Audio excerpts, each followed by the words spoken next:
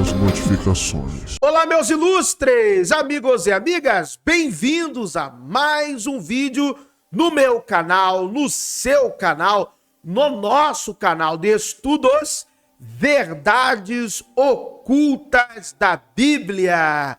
Como vocês estão? Espero que todos estejam bem.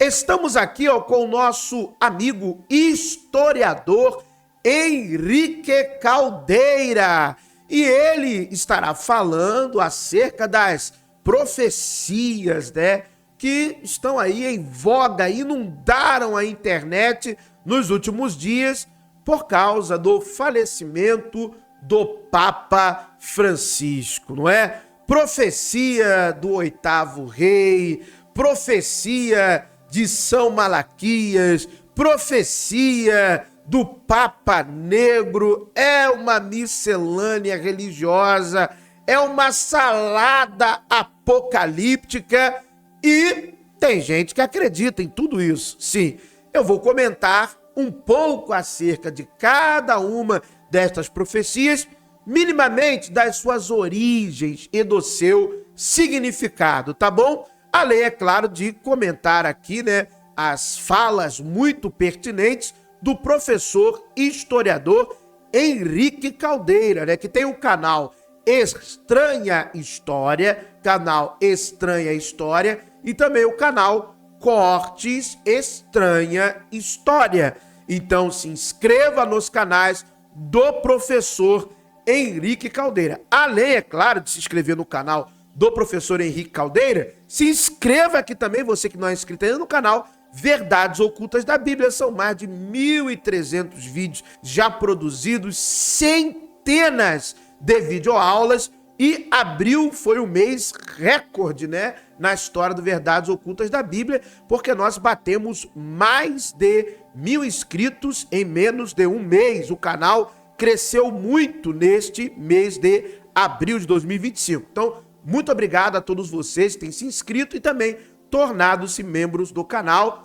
Torne-se membro do canal a partir de R$ 4,99 e tem acesso a toda a minha biblioteca pessoal, além, é claro, de ter os planos de assinatura ilustre da Ordem, em que você semanalmente ganha materiais exclusivos aqui do canal, e também o plano Grãos Mestres da Ordem, que você tem aulas particulares comigo semanalmente. Então vamos lá, vamos ouvir o professor Henrique Caldeira. Você já sabe, eu vou comentando daqui, tá bom? Eu vou comentar daqui. Vocês vão comentando daí, tudo bem? Então, vamos lá então. Vamos ouvir o professor, o doutor, o historiador Henrique Caldeira. Vamos lá então, vamos, play. O Romeu falou que o Apocalipse foi escrito para as pessoas daquela época e lugar e depois foi ressignificado? Interrogação. As pessoas imaginavam o que iria acontecer logo? As pessoas imaginavam que iria acontecer logo? Eu diria que sim, Romeu. Eu diria que o Apocalipse foi escrito para as pessoas daquela época e lugar, e como a escatologia ali ela não se cumpre dentro da leitura mais imediata do texto ali nas primeiras gerações, ele vai sendo ressignificado de geração em geração, de acordo com a realidade política presente ali. Então, num nível que é o nível das referências mais pontuais, de tipo assim, referências a Nero, referências a Roma, referências a questões comerciais ali, talvez da época de Décio, do não poder comprar se você não participar nos cultos oficiais. Tem uma série de referências que são bem daquele contexto, mas como todo texto, ele também tem algo que perdura, Então, sei lá, ele tem um tipo de condenação a uma estrutura de dominação, uma estrutura de opressão, que de fato se repete historicamente, Então, eu acho que assim, como todo texto tradicional, como todos os textos de outras tradições religiosas também, ele tem o seu aspecto datado, histórico, mas ele tem uma série de valores ali, princípios que convidam a essa ressignificação que vai acontecendo historicamente, de acordo com as necessidades de cada povo, de cada época, O que eu tenho a acrescentar aqui à fala do professor Henrique Caldeira é só o seguinte aspecto, Nós temos que entender o Apocalipse como ele é, a sua estrutura como ela é. O Apocalipse, ele não é um texto que ele é composto em uma só mão ou de uma só vez. O Apocalipse é um texto que muito provavelmente é do final do século I, a partir do ano 90, muito provavelmente, e ele é um compilado de outras literaturas apocalípticas. Então, essa história que está na tradição cristã de que João escreve e compõe o livro do Apocalipse em sua totalidade, como revelações, quando ele estava na ilha de Patmos, ali como prisioneiro. Isso é uma narrativa religiosa. Tecnicamente, isso não aconteceu. Por quê? Calma, meu amigo da igreja religioso, calma. Porque você tem diversos paralelos de literaturas apocalípticas que foram compostas antes do Apocalipse. Então, por exemplo, quem é VOB raiz sabe, porque já viu eu abrindo os textos aqui e colocando lado a lado. No Apocalipse, você tem porções dos oráculos sibilinos, livro 3, a partir do verso 300, ali entre o capítulo 16 e 22 do Apocalipse. Você também tem, em diversos textos do livro do Apocalipse, paralelos com o livro de Enoque. E não somente paralelos com o livro das parábolas, que é um conjunto de textos que está dentro do livro de Enoque, mas também paralelos com outras porções estas que foram encontradas em Cura, lá o livro de Enoque em aramaico, na caverna 4. Fora paralelos também com o que nós chamamos Epístola de Baruque, paralelos também com o Quarto Esdras, que são literaturas ali que são pós-70. Então, são apocalipses. É uma literatura apocalíptica. Então, o Apocalipse não é um livro que foi composto com uma revelação. Inclusive, ele toma de empréstimo diversas expressões do livro de Enoque. Então, isso você tem que levar extremamente em consideração. Segunda coisa que você tem que entender é que o preterismo também é uma invenção. Preterismo e futurismo são ideias que surgem no século XVI por jesuítas. Francisco Rivera, no caso do futurismo, e, se eu não me engano, Luiz Alcazar, no caso do preterismo. Eu sei que é Alcazar o sobrenome do padre jesuíta. Ambos irão criar essas teologias para desvencilhar o papado da acusação protestante do Papa ser o anticristo. Então veja bem, preterismo e futurismo não existiam como visões teológicas antes do século XVI, ok? Então quando você fala assim, eu sou preterista, você também está embarcando em uma invenção. Eu sou futurista, também está embarcando em uma invenção.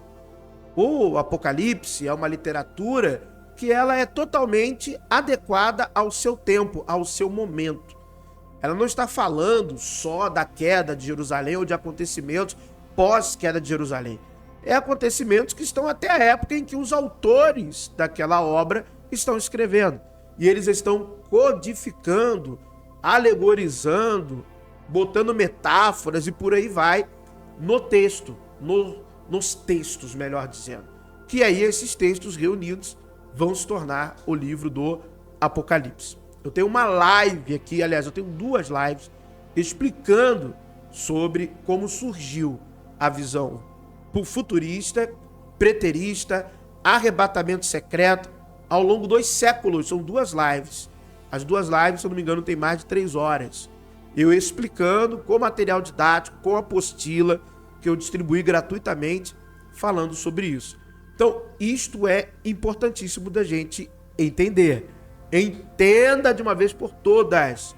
O Apocalipse não é um livro composto uma tacada só. O Apocalipse tem paralelos com diversos outros textos. Ele é inspirado em outras literaturas. Tem paralelos, influência direta, indireta, ideia, citação, tudo. Agora, a ideia de um fim eminente na literatura apocalíptica neotestamentária tem nas epístolas paulinas. Então, nas epístolas paulinas, você pode dizer que há a expectativa de uma consumação da era, do século, daquele momento, para agora, eminente.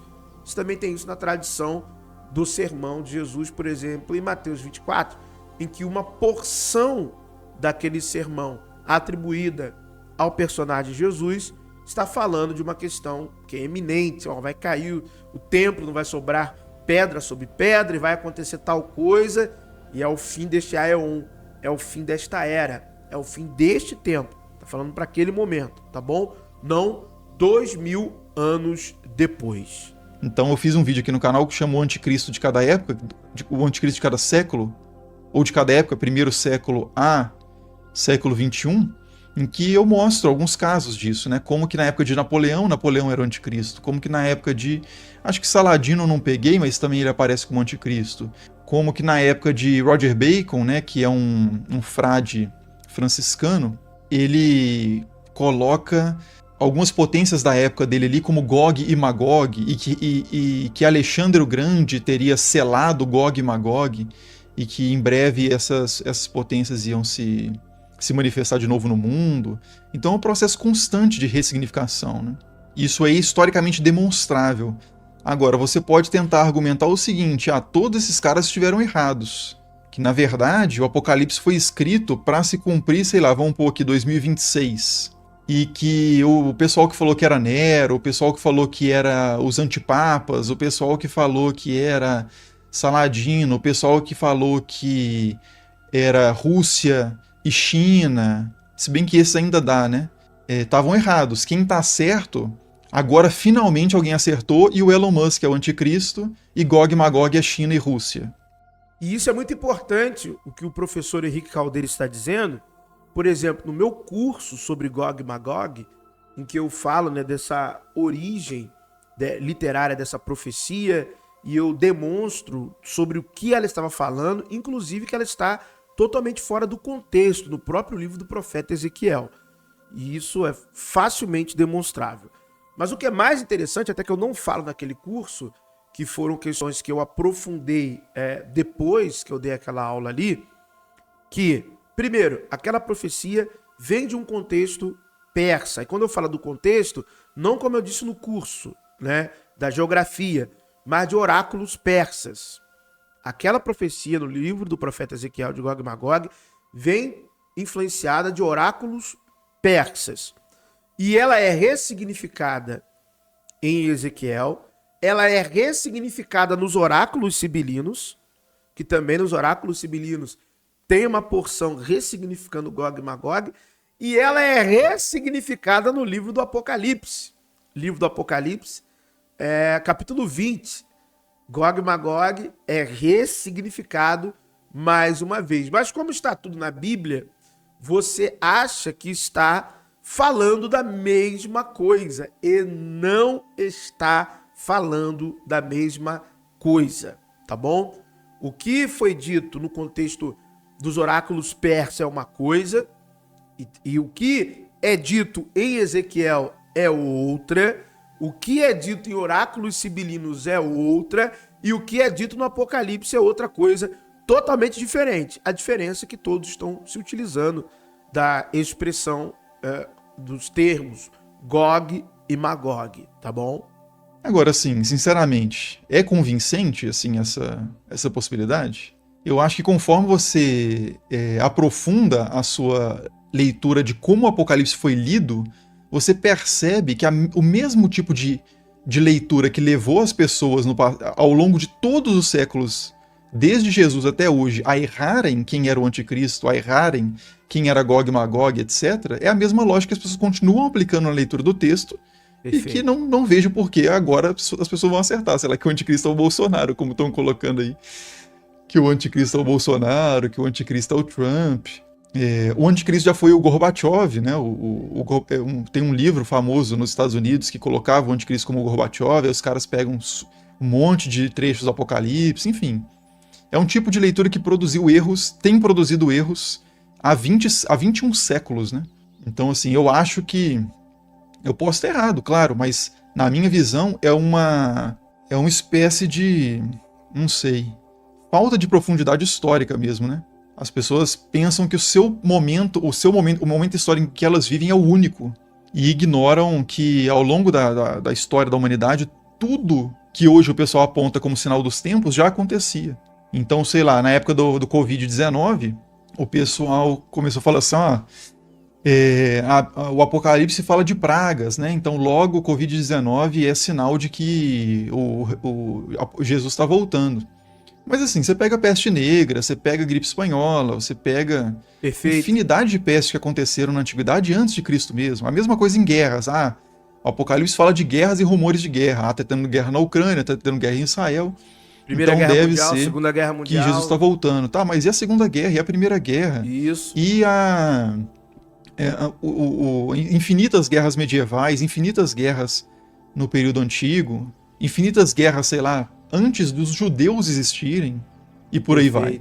Então acho que o pessoal emociona demais, assim, nesse sentido. E aí teve uma pessoa que comentou nesse vídeo o anticristo de cada época, um comentário que eu achei muito representativo, assim, da mentalidade de algumas pessoas, que a pessoa comentou assim, mas não tem problema, só para contextualizar de novo, né? O vídeo, o anticristo de cada época, depois assistam aí, ele fala desses vários candidatos a anticristo que foram aparecendo ao longo da história, né? E que hoje dificilmente alguém diz que Napoleão é o anticristo, dificilmente alguém diz que alguma figura dessa é o anticristo. E acha até ridícula a sugestão, mas acho Elon Musk o anticristo plausível, mas beleza. E aí a pessoa comentou assim, não tem problema, eu não vejo problema nas pessoas errarem sobre quem é o anticristo, porque isso revela que as pessoas estão pelo menos vigilantes e atentas aos sinais da volta de Jesus. E aí, assim, cara, é claro que é extremamente danoso as pessoas fazerem isso. Tipo assim, não tem problema a gente falar que é o anticristo, que é o Elon Musk é o anticristo, porque se ele não for, tudo bem, né? Pelo menos as pessoas estavam vigilantes. Você demoniza uma figura, Sim. Vamos pegar outra figura, poderia ser lá alguma figura mais simpática ao seu espectro político, né? Eu tô colocando o Elon Musk, vai ter gente que vai falar assim, não, mas é bom que o pessoal ache que o Elon Musk realmente é o anticristo, né? Mas assim, imagina se fosse você, imagina se as pessoas começassem a apontar você como anticristo e a sua família visse você como anticristo, aí você ia ter uma experiência miserável, mas tudo bem, porque assim, pelo menos as pessoas estão vigilantes. E outra coisa também importante é que na própria textualidade bíblica, o termo anticristo só aparece nas epístolas joaninas. No livro do Apocalipse não existe o termo anticristo. Na teologia sistemática, é que a figura do falso profeta no Apocalipse é colocada, interpretada como ou o anticristo das epístolas joaninas. Só que tem uma questão. Eram anticristos. Saíram do meio de nós. Não é isso que está na epístola joanina? Então é algo coletivo, plural e não singular. É o espírito do anticristo que estava ali naquela época, que na verdade era todo aquele que negasse que Cristo existiu, ou que veio em carne, que morreu e ressuscitou. Essa é a ideia da teologia joanina. Só que na teologia sistemática, cria-se uma persona, cria-se um arquétipo em cima da figura do falso profeta, que aí também ele é o anticristo. É uma coisa meio infantil. Meio não, é uma coisa infantil.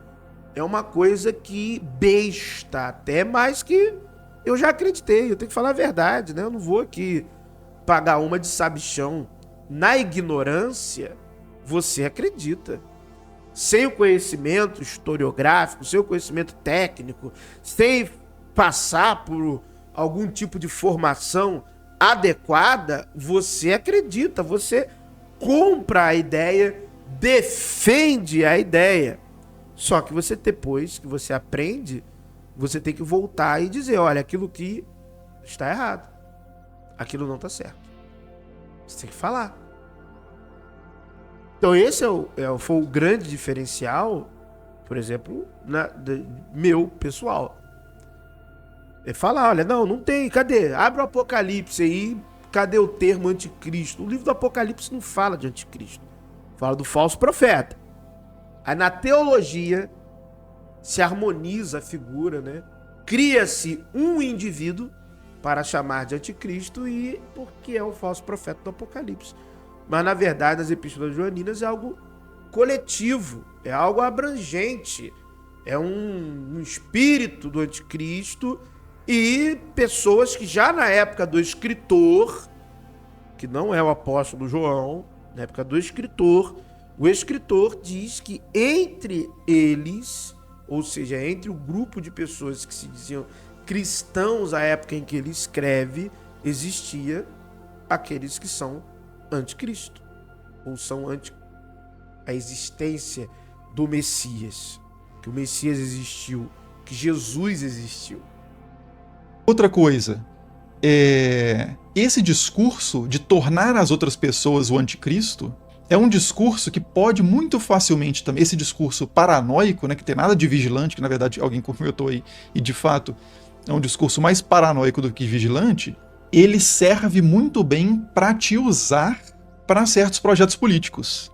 Então, assim, um bolsonarista, né, vamos pegar a realidade brasileira, um bolsonarista dizer que o Lula é o anticristo é uma forma de mobilizar as suas crenças pessoais, a sua espiritualidade, a sua relação com a Bíblia, para te jogar para um espectro político e fortalecer esse espectro. A mesma coisa o contrário. Sim. De repente os lulistas começarem a falar assim que o Bolsonaro é o anticristo. Você está instrumentalizando algo de uma forma totalmente absurda, historicamente, literariamente, politicamente. E como você está vigilante e não tem problema errar, e assim é meio inconsequente quem a gente acha que é o anticristo, porque o importante é chamar o máximo de pessoas possível de anticristo para, quem sabe, a gente não acerta, né? Aumentando o escopo dessa forma. Você está sendo simplesmente usado de uma forma, assim, com todo respeito devido, ignorante, no mínimo, né? Então, não é ok as pessoas chamarem qualquer pessoa de anticristo, porque isso manifesta que elas estão pelo menos vigilantes. Isso manifesta que as pessoas estão sendo facilmente manipuladas, enganadas e pautando a sua vida, a sua expectativa de futuro e a sua política em coisas absolutamente infundadas. Perfeito. Isso não é inconsequente, isso tem consequências profundas. Consequências profundas. Muito bom, né? O vídeo do professor Henrique Caldeira. E nesses últimos dias, né, a galera tem sido inundada de supostas profecias que irão se cumprir ou que estão se cumprindo após o falecimento, né, do Papa Francisco. Uma das profecias que mais já fizeram até muito eco no meio protestante, até antes, né, do falecimento do Papa, é a profecia do 8º rei, que junta ali, né, interpretações espúrias do livro do profeta Daniel, especificamente ali o capítulo 7, e também o livro do Apocalipse, capítulo 17. Gente, isso é pura especulação e pura loucura. Primeiro que o contexto do livro de Daniel, todo ele, historicamente, exegeticamente, hermeneuticamente, ele aponta para o período de Antíoco IV Epifânio. Nada de Daniel é para o futuro, nada, absolutamente nada. Nada que se encontra no livro do profeta Daniel é de um apontamento escatológico futuro, não. O que o escritor do livro do profeta Daniel, que escreve por volta do século II, está relatando, são questões políticas, teológicas, religiosas, que apontam para o período de Antíoco IV Epifânio. Recomendo a leitura do livro Entre o Antigo e o Novo Testamento. E você vai ter uma aula, um show nesse trabalho acerca desse período. Tem um livro também do professor André Chevitarese, que é Judaísmo, Helenismo e Cristianismo, e que ele também, em alguns trechos da sua obra, vai trabalhar este aspecto. Se eu errei por alguma razão o nome dos livros, por memória, não tem problema, a capinha provavelmente na edição foi colocada aqui para vocês. Então, esquece isso. A mesma coisa, a profecia, né, do Papa Negro, uma profecia de Nostradamus, que não faz sentido nenhum, né? Um papa de pele escura. Isso poderia acontecer em qualquer momento da história. Aliás, isso em algum momento vai acontecer, de termos um tipo de papa pontífice que não necessariamente será europeu. Então, isso também é uma profecia de Nostradamus, e Nostradamus, a galera gosta de falar que ele acertou Y, X, Z coisa, mas Nostradamus errou coisa pra caramba também. E ninguém fala das coisas que Nostradamus errou, só quer falar das coisas que ele acertou, né? Vamos dizer assim. Então isso também não tem nenhum lastro de cumprimento histórico e profético, tá bom? Nada, absolutamente nada a ver. E a outra é a tal profecia de São Malaquias, que já foi demonstrado também formalmente que essa história de que haveria uma profecia, uma série de frases proféticas que descreveriam ali um futuro Papa da Igreja Católica, iniciando com o Papa Celestino II. Também não. Não, esquece isso. Também não tem fundamento nenhum. Isso ali era algo totalmente intencional, de questões políticas, para aquela época também em que supostamente essas profecias inspiradas por Deus apareceram. Então o mundo vai continuar seguindo como ele é, a vida vai continuar seguindo como ela é, o Apocalipse não está se cumprindo, as profecias apocalípticas de Gog e Magog, seja elas quais forem, não tem eco nenhum na sua realidade presente. Agora, uma coisa muito interessante que o professor Henrique Caldeira falou e que eu quero complementar é que sim, em determinado momento, o Apocalipse ele parece que tem ecos, né, nos séculos que estão se passando, mas isso por causa de uma questão humana.